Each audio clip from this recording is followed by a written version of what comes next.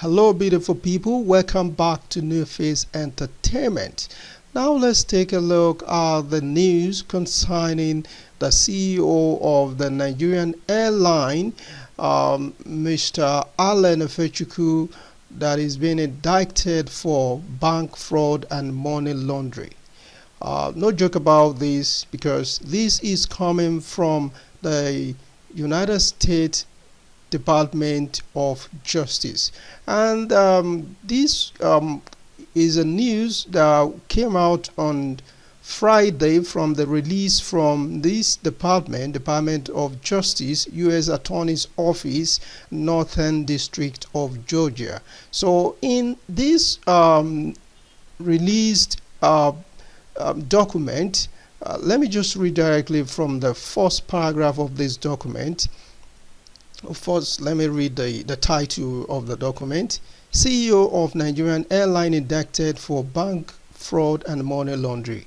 Atlanta, Ifechukwu Athan Onyema, the chairman, CEO, and founder of Air Peace, a Nigerian airline, has been charged with bank fraud and money laundering for moving more than 20 million US dollars from Nigeria through United States bank accounts in a scheme involving false documents based on the purchase of airlines. The International Airlines Chief of Administration and Finance, Ejiroghene Eghagha, has also been charged with bank fraud and committing aggravated identity theft in connection with the scheme. So we can see this is not a question of somebody trying to bring someone else down, because what most Nigeria, or what some Nigerians will be saying now, is that, oh, this is somebody that is so nice. This somebody, if you remember, when they during the recent xenophobia attack in the South Africa, and Nigerians were to be brought back home, he volunteered one of the planes to bring back Nigerians from South Africa to Nigeria. So everybody in that light, I think that has thrown more light to the investigation that has been going on in the United States, because the United States has been bent on trying to clean up their banking system.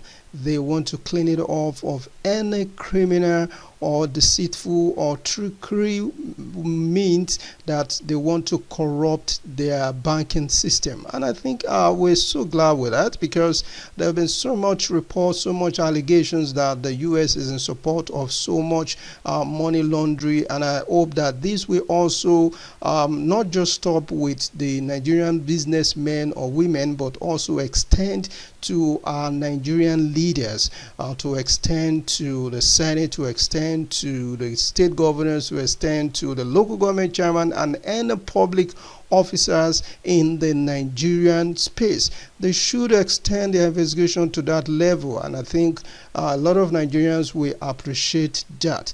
Let us go into more details about their offense, still inside this new the release from the United States Department of Justice. I think there's a part of the document I want to read out to you.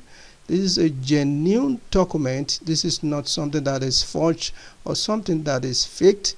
And remember that the document stated in the paragraph that I just read, the first paragraph of this document, is stated that they falsify documents that they purchase airplanes. So that is what the basis of this indictment. Why on earth would they falsify purchase of airplanes when they now send money from Nigeria?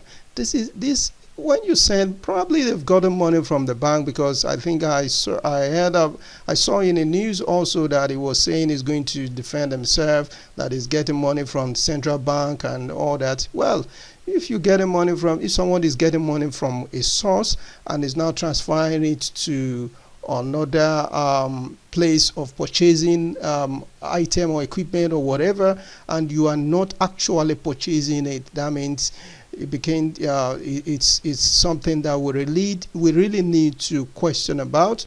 There are so many questioning to be done. I don't think it is in this report that they mention about some of the luxury cars that he bought, but I think yeah, it is not in this particular news release from the Justice of Department of Justice, United States. Let me see, I'm still trying to look for that part of this document. Yeah, it said beginning in 2010, Onyema began traveling frequently to Atlanta, where he opened several personal and business bank accounts. Between 2010 and 2018, over 44.9 million US dollars was allegedly transferred into his Atlanta-based account from foreign sources. And are you also aware that he has been using some of organization NGOs for doing this transfer? Also mentioned in this news release by the United States of Department of Justice, Onyema is also the CEO and chairman of Nigerian Airline Peace, which he founded in 2013. You can see he founded this in 2013. He started going to the United States 2010 and started laundering money, but in 2013 he now opened the airline Air Peace. Okay, still in the document, let me read directly from the document. It says, in years following the founding of Air Peace, he traveled to the United States and purchased multiple airplanes for the airline. Okay, is it that he got those airlines? He actually bought those ones? We don't know. They just wrote that there. Let me continue. However, over 3 million US dollars of the funds used to purchase the aircraft allegedly came from bank accounts for, listen, Foundation for Ethnic Harmony, International Center for Non-Violence and Peace Development, All Time Peace Media Communications Limited, and Every Child Limited. These are all organizations, NGOs that he has founded, and they were using these NGOs to launder money. Okay, so this is really a serious case. It is a serious case. Let us read further in this document, and we're also going to see the second person that also indicted with him. Ifechukwu Athan Onyema, 56-year-old of Lagos, Nigeria, and Ejiroghene Eghagha, 37-year-old of Lagos, Nigeria, were indicted, listen, of November 19th, 2019 on one count of conspiracy to commit bank fraud, 3 counts of bank fraud, 1 count of conspiracy to commit credit application fraud, and 3 counts of credit application fraud. Additionally, Onyema, who is the CEO of Air Peace, was charged with 27 counts of money laundering, and Eghagha was charged with 1 count of aggravated identity theft. Wow, this is really a serious case. I've seen other reports from him, other reports expressing his stance of going to defend himself to the latter. Well, let's see what will happen. Let's see. This has not really, like, it is just allegation. It is an indictment. It needs to go through a trial. So it is when, after he has gone through the trial and he has been convicted, that is when we can really say yes, all this happened. And like I've read in other reports about his own say, he said he is ready to face the trial. Okay, so this as released by the United States Department of Justice on Friday, November 22, is not a court sentence, not at all.